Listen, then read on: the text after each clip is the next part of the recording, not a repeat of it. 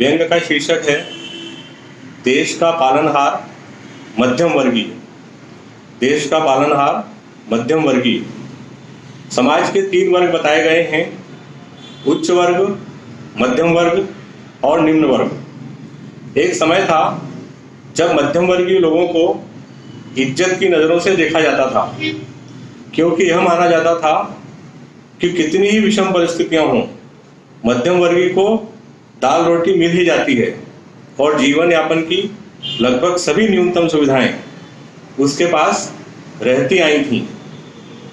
उच्च वर्ग को बाकी के 2 वर्ग अच्छी नज़रों से नहीं देखते थे, क्योंकि ये धारणा प्रचलित है कि निम्न वर्ग और मध्यम वर्ग इनका खून चूस चूस कर ही उच्च वर्ग अपना अस्तित्व बनाते आए हैं, या फिर कुछ खानदानी किस्म के उच्च वर्ग भी हमेशा से होते आए हैं।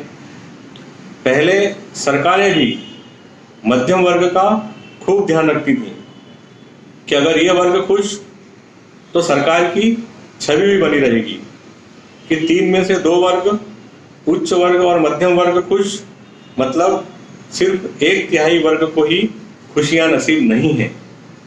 जब चुनाव आते थे तो समझदार दल और राजनेता वोटिंग के 1 दिन पहले दवा, दारू, कंबल बांटकर निम्न वर्ग को केवल 1 दिन खुश करके ही अपना उल्लू सीधा कर लेते थे।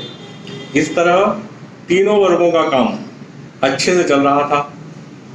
समय के साथ साथ कुछ दयालु सरकारों ने निम्न वर्ग को कुछ स्थायी सुविधाएं देने का संकल्प लिया, जैसे कि वर्ष भर यदि एक समय का भोजन यदि इन्हें मिल जाए तो क्या बुराई है। दक्षिण से शुरू हुई यह पहल अच्छी थी। अम्मा कैंटीन की किसी सरकार ने महीने भर का राशन रुपए किलो में देने का ऐलान कर दिया, ये भी अच्छी पहल थी। एक सरकार ने वर्ष में 100 दिन कम से कम मजदूरी देने का, भुगतान देने का वादा देश से कर दिया, ये भी रोजगार की दिशा में अच्छी पहल थी। मगर अब तो दक्षिण से उत्तर तक निम्न वर्ग को मुफ्त सुविधाएं सभी सरकारों द्वारा देने की प्रतियोगिता चल रही थी। वर्ष भर की मुफ्त की ऐसी ऐसी स्कीम आई कि क्या बताएं। जनता को sari, TV, fridge, cycle, scooty, laptop, smartphone, कर्ज माफी, तीर्थ दर्शन, कन्यादान, लाडली लक्ष्मी, बिजली बिल माफी, मुफ्त इलाज और बीमा देने लगे भाई लोग। असल में दलों ने जान लिया था कि इस हाथ दे उस हाथ ले, तो अब क्या करें। दलों ने तय किया कि सरकार तो वोट से बनती है, वोट एक मुश्त कहाँ से मिल सकते हैं, जहाँ से मिल सकते हैं उन्हें सीधे मुफ्त दो और बदले में वोट लो। मगर अन्य सरकारी योजनाओं के चलते इतना मुफ्त देने के लिए पैसा कहाँ से आएगा सरकारों के पास। तो दलों ने तय किया कि सरकार की जो आय है वो तो ठीक, कुछ और अतिरिक्त फंड लगेगा। फार्मूला तैयार था। उच्च वर्ग से चंदा लो, चंदे के स्रोत को गुप्त रखने का कानून बनाओ, उच्च वर्ग को उनका व्यवसाय फैलाने में मदद करो और चुनाव प्रचार का फंड जुगाड़ो। मध्यम वर्ग पर टैक्स लगाओ, टैक्स पर टैक्स लगाओ मतलब सेस लगाओ। क्रूड ऑयल कितना ही सस्ता हो जाए, रोज तेल के दाम बढ़ाओ, सब्सिडी भी छुड़वा दो। मध्यम वर्ग चिल्लाए तो कोई मुद्दा सुलगा दो और उलझा दो।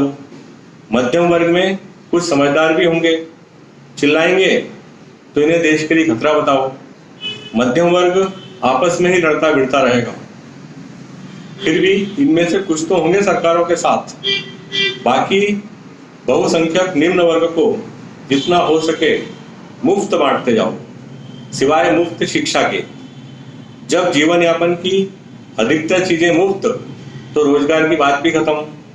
राजनीतिक दलों को अपनी जेब से तो देना नहीं है, कुछ देने के लिए उच्च और मध्यम वर्ग है ना। उच्च वर्ग को बदले में सरकारें रियायतें और सुविधाएं देगी। कारपोरेट टैक्स बैंक का कर्ज माफ करेगी, विदेश भागने में मदद भी करेगी, सरकार के कर्ता धर्ता मजे कर ही रहे, सब खुश। बस सिर्फ मध्यम वर्ग ही बचते हैं जो अपने परिवार पालें, राहत कोष में दान भी दें, राष्ट्र हित में जमाने भर के नए पुराने टैक्स भी दें और कहने को सरकारें ध्यान रख ही रही हैं सबका।